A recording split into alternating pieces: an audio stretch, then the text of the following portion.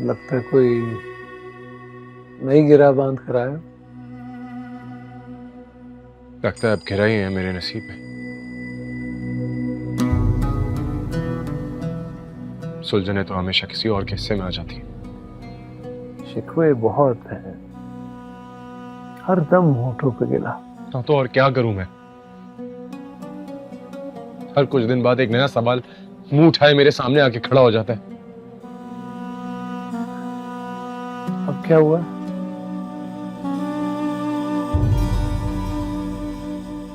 आपने तो कहा था ये तावीज उसके गले में होना चाहिए तो उसकी बीमारी खत्म हो जाएगी। इसमें कुछ नहीं है, ये सिर्फ एक खाली कागज है, इसमें कुछ तहरीर नहीं है। क्यों? इसके गले में होना चाहिए तो तुम्हारे पास कैसे है? वो मुझे खुद लौटाने के लिए आई थी। चलो अच्छा ही हुआ, तुम्हारे पास रहे या उसके पास, बात तो एक ही।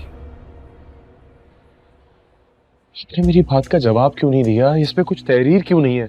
ये सिर्फ एक खाली कागज है बस।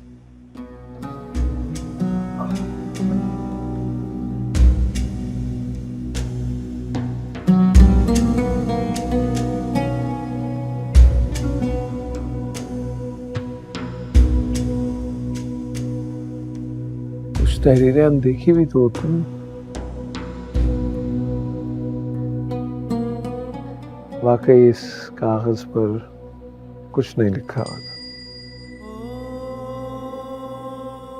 ये तावीज, ये मन्नतें, मुरादें सब हमारे ईमान और एतकाद की डोर से ही तो बंधे होते हैं।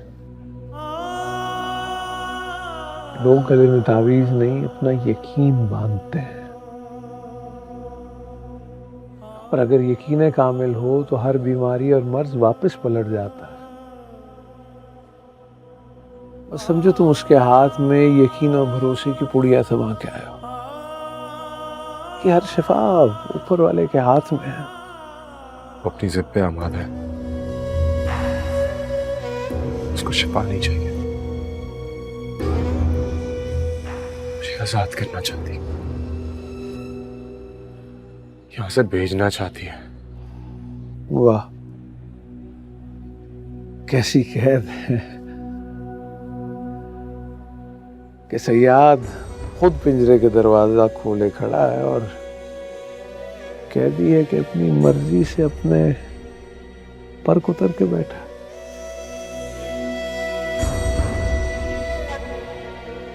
जब कफस ही मुकद्दर ठहरा तो फिर आजादी से क्या मतलब?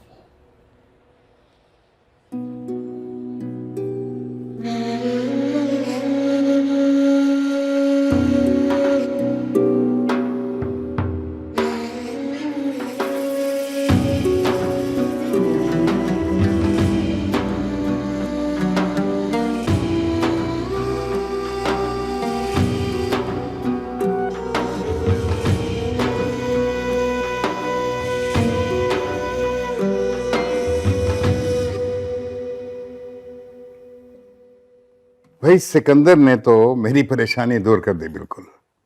उसने हामी भर ली तो समझो तुम्हारा बेटा एमएनए बन गया। बस इलेक्शन के दिन का इंतजार है।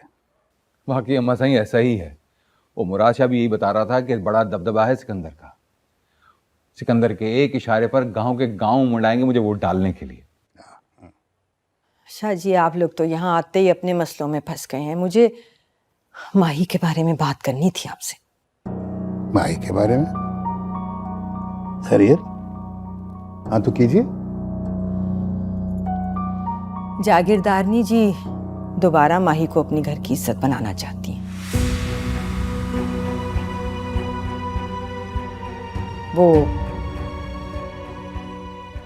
वो चाहती हैं कि सिकंदर उसके सर पे अपनी चादर डाल दे। माही को हवेली की बहू बनाकर यहीं रखना चाहती हैं। एक क्या कह रही हो तुम? इसीलिए मैं चाह रही थी कि आप यहाँ आ जाते। फोन पे इशारतन जिक्र भी किया था आपसे। मैं तो बड़ी उलझन में पड़ गई। माही से इस बात का जिक्र किया है? वो क्या कहती है? तुम अपना तावीज तो दे आई हो उसे। तुम्हारी सास पूछेंगी तो क्या जवाब दोगी? बड़ी ताकीद की थी उन्होंने तुम्हें इस बारे में।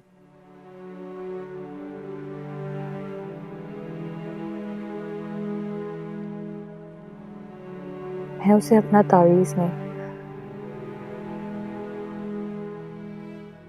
एक इल्तिजा देकर आई, एक दरख्वास्त जो उसे याद दिलाती रहेगी कि उसे वापस लौट जाना चाहिए।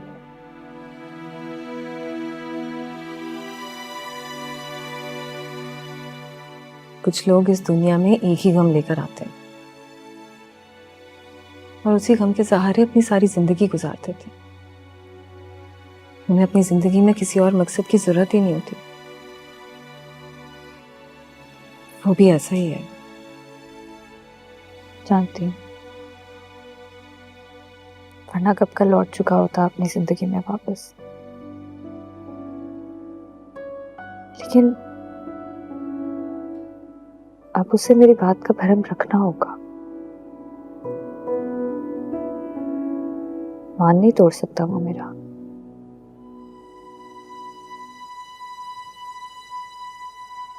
तुम्हारा मान? तुमने उसे कब से अपना भरम, अपना मान रखने का हक दे दिया? मेरा मतलब है,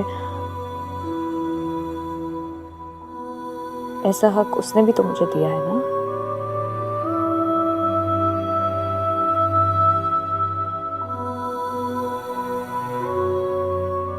तो उसकी मोहब्बत की खातिर ईमान तो उसे रखना पड़ेगा ना।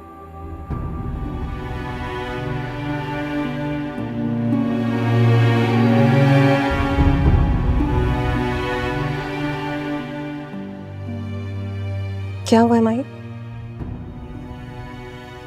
इधर देखो मेरी। मुझे क्यों ऐसा लग रहा है तुम मुझसे कुछ छुपा रही हो? कुछ भी नहीं भाभी, कुछ नहीं छुपा रही मैं।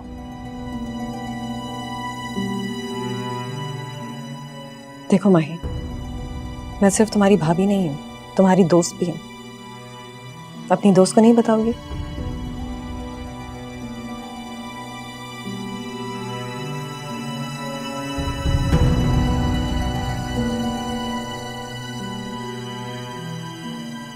कुछ समझ नहीं आ रहा है।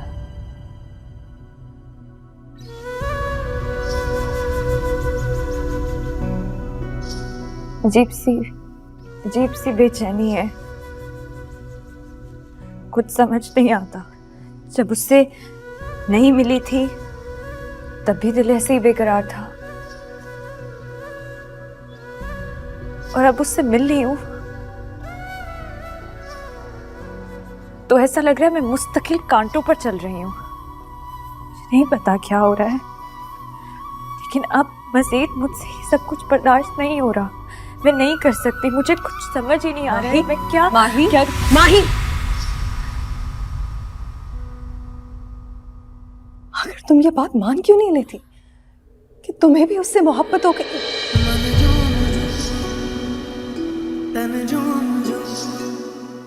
उसी की तरह शदीद मोहब्बत।